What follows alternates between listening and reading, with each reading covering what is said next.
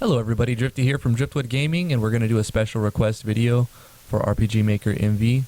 And this goes out to Rock Esper, and he asks, I want an enemy's attack to put itself into a certain state. Any ideas?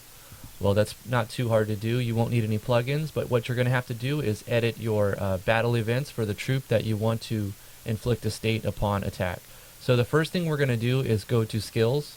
Or no, actually let's go to states first. You have to create two states. So you're going to make a primer state that does absolutely nothing. Set the priority to 50 and have it the 2-turn duration. And you don't really have to have it do anything. Let's cut that out right there, see if it still works. Restriction none, leave everything blank, because this is just the primer state that sets up the enemy buff state. So the second thing you're going to do is create the enemy buff that you want the enemy to have.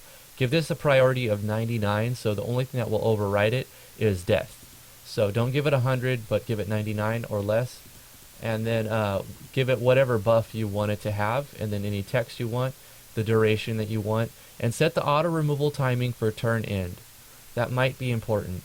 Now you're going to go to skills, and you can bypass the skills if you want the enemy to get the state on his regular attack. Then all you have to do is go to enemies, right click on the traits, go to attack, and add state, primer 100% on hit.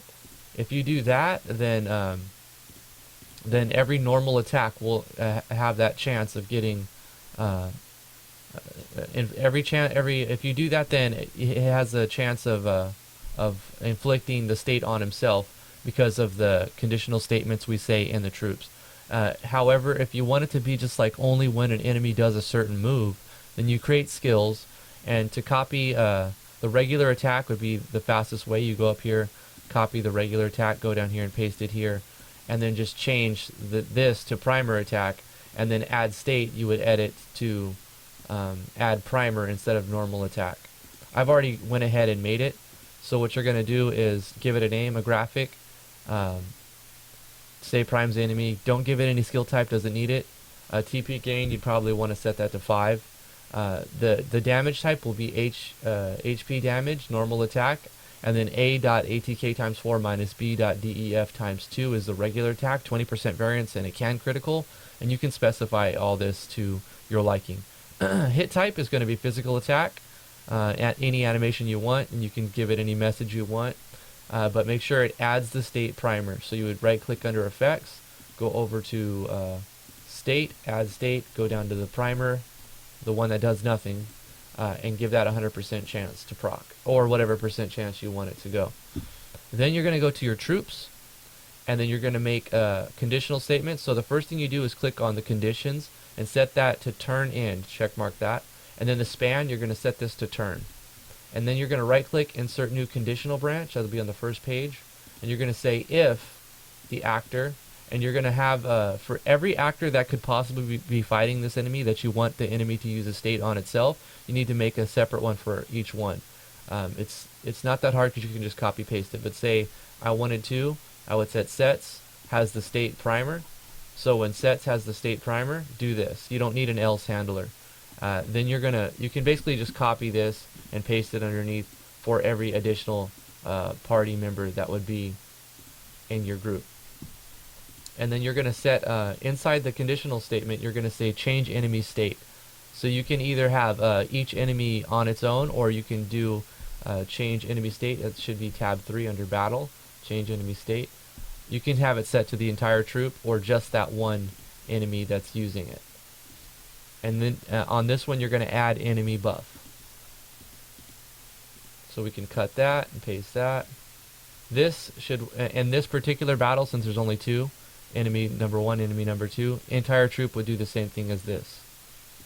And then you would just copy this or this and paste it underneath for every possible battler you have fighting these enemies. So let's apply that and test it out. So basically it's saying is it's going to inflict a state on the target, the enemy is. So it's going to inflict primer, and then there's a conditional statement saying if primer is on this enemy, then at the end of the turn award this state. You see the icon above both the slimes? They both have the enemy buff state. And the primer stat with the blank thing should disappear after 2 turns, but they should still have their state. Let's see if it works. But of course, they're going to be assigning primer every hit, so the blank state will actually stay there. If you want to get rid of that, all you would really have to do is go to states, and then where you have primer, set the icon to none, and then that should maybe be less of a detractor.